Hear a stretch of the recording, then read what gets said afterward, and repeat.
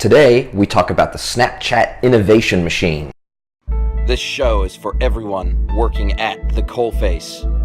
Digital, business, marketing, social. This is At the Coalface with your host, Jason Greenwood.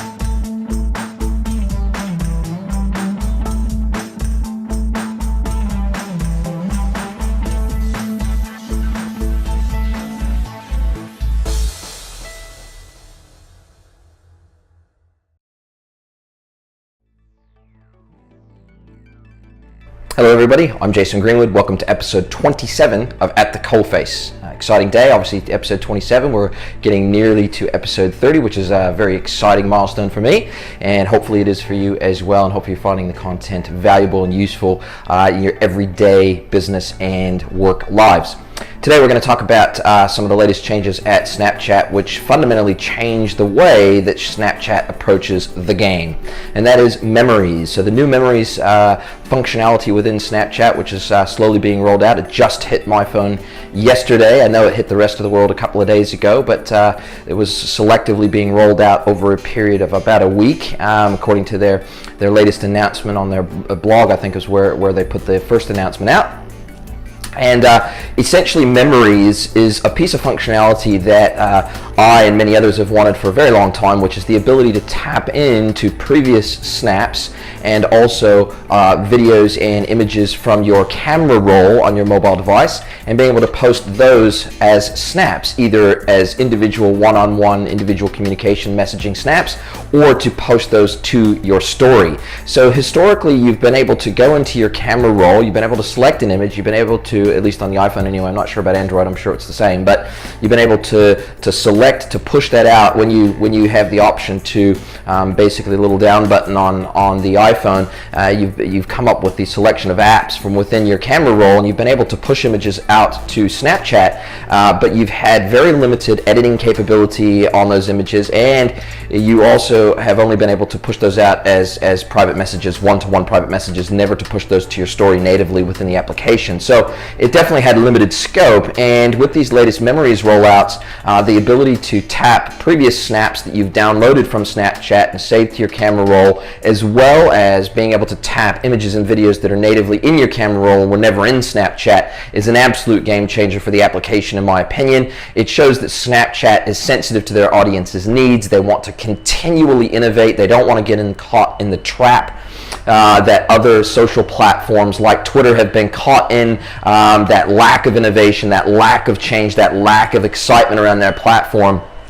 And Snapchat really is taking it to the market, and there has been some argument, there has been some debate among the social media community, and especially amongst consultants and gurus in the social media space, about whether this will ruin Snapchat's, level of, I suppose, the urgency, the sense of urgency around Snapchat, and the sense of urgency around the content that individuals and brands put out on the platform. And I definitely don't think that's the case personally, because with the stories, the 24-hour window of content being live is still applicable. So it's still going to disappear after 24 hours off of your story. So unless you choose to repost a piece of content back to Snapchat again, or if you choose to post a piece of content, a piece of legacy content to Snapchat that you've never posted before, unless you choose to do those things, your audience is never going to see that content anyway, just like it doesn't now. So the reality is, all this does is give a little bit more flexibility to the application. It does frame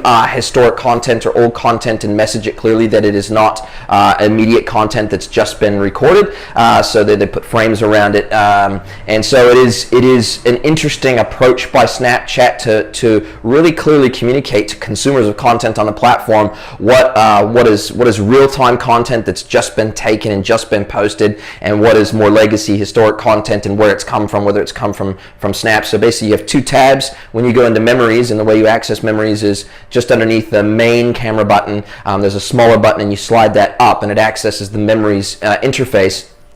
And then you have two tabs at the top. One is snaps and one is camera roll. So you can access historic snaps that you saved, and also and it will effectively filters your camera roll by snaps that you saved. Or you can go to the camera roll and see the wider selection of content from your camera roll that wasn't saved snaps from Snapchat. So do I think this is a great move by Snapchat? Absolutely. Go and read my LinkedIn article on why Snapchat matters. It's a Pulse article on LinkedIn, and I wrote it a few months ago now. And it's just as true today as ever before, and they are really pushing the boundaries. The latest stats out across social media consumption and social media platform usage shows that Snapchat has recently overtaken Instagram in terms of daily active users, and also number of video uploads, number of image uploads, etc. So there's some real data out there showing that Snapchat is gaining momentum in the marketplace. It's aging up, as all social platforms seem to. So where it used to cater to the sort of 10 to 14-year-olds,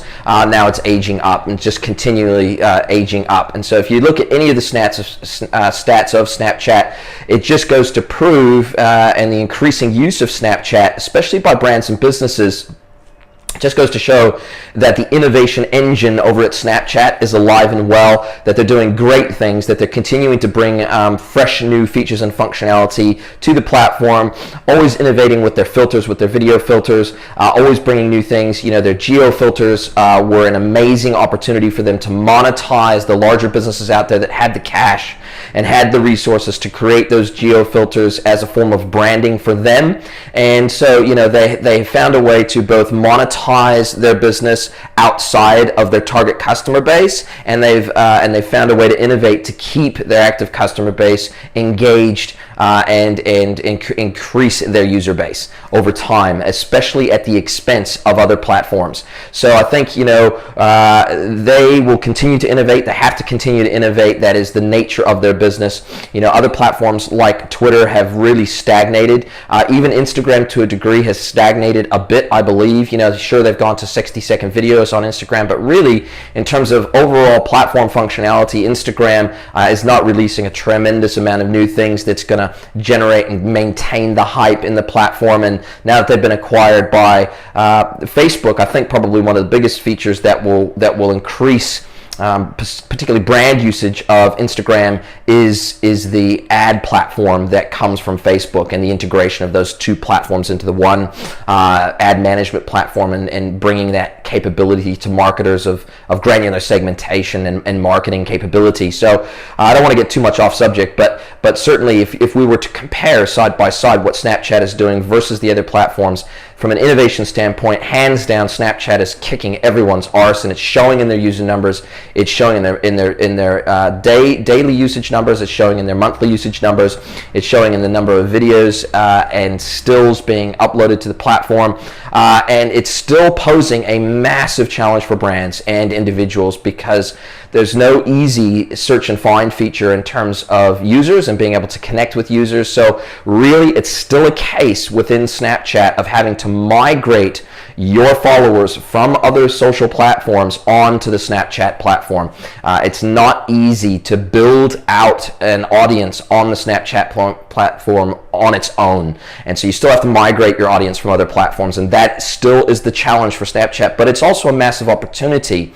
And I think that over the coming days, weeks, months, and years, I think what we're going to see is probably the biggest movement in terms of innovation on the platform is that search and find functionality, that ability to search by interest, people that match up with those interests or match up with those keywords in terms of the content that they've put out, and maybe even the tags and the geo filters that they use. They have a lot of opportunity with their big data algorithms to be able to create a really effective search and find feature and matching feature of users wanting to connect with other users with like-minded interests and the ability to follow people. So they haven't gone down that track yet, but I don't know for sure, but I would imagine that it's probably on their roadmap. It has to be in some way, and certainly that's the way that you would be able to then grow a native audience on the platform, even if you didn't have a following on any other social platform. And that's just not the case today. You really do have to have and build an audience on other platforms, and then migrate them over to Snapchat through Snapchat only content that you then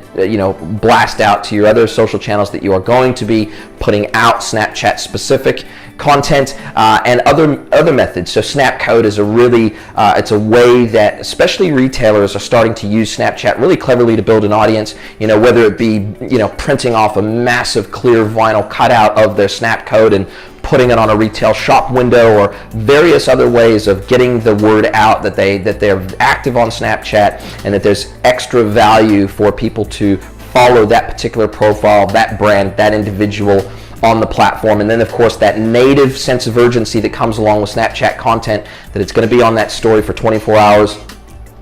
Which is how mostly brands use Snapchat today. It's publishing content to their story, which is accessible via their connections for a total of 24 hours before it drops off the storyline. So it's going to be very, very interesting to see what Snapchat does next, but certainly they are the powerhouse of innovation in social media today. They are aging up, they are growing, they are becoming one of the new 800-pound gorillas. It absolutely makes sense why Facebook tried to purchase them. Snapchat said no, basically said, we don't need you, we're going to do our own thing, and they have continued to do so. They've continued to set the pace of innovation in the industry. So let us know how you're using Snapchat today, how you envisage you'll probably start using Snapchat tomorrow, especially in light of the new memories functionality. Look forward to talking to you, and talk to you again soon. Cheers.